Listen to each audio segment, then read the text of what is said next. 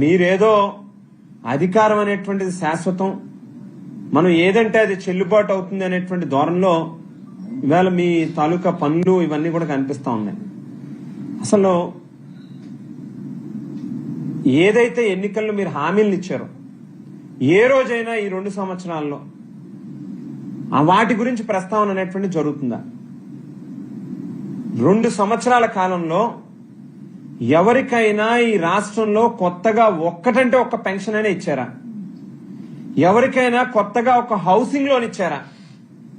లేకపోతే మీరు చెప్పినటువంటి ఎన్నికల హామీ నెలకి 3,000 రూపాయలు నిరుద్యోగ భృతి ఇస్తామని చెప్పారు. ఈ రాష్ట్రంలో ఉన్నటువంటి నిరుద్యోగ యువతకి ఎవరికైనా ఇచ్చారా?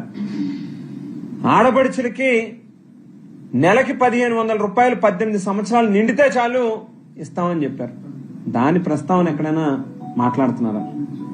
ఇవన్నీ పక్కకు పెట్టి ఎంతసేపు ఉన్నా కూడా ఏదో ఒక రకంగా జగన్మోహన్ రెడ్డి గారిని, వైఎస్ఆర్ కాంగ్రెస్ పార్టీని వ్యక్తిత్వ హననం చెయ్యాలి, పర్సనల్ గా టార్గెట్ చేసి ప్రతిరోజు నిందలు వేయాలి, బురద జల్లాలి, ఆ బురదను మేము కడుక్కోవాలనేటువంటి ఒకే ఒక్క ఆలోచనతో వెళ్తా ఉన్నారు.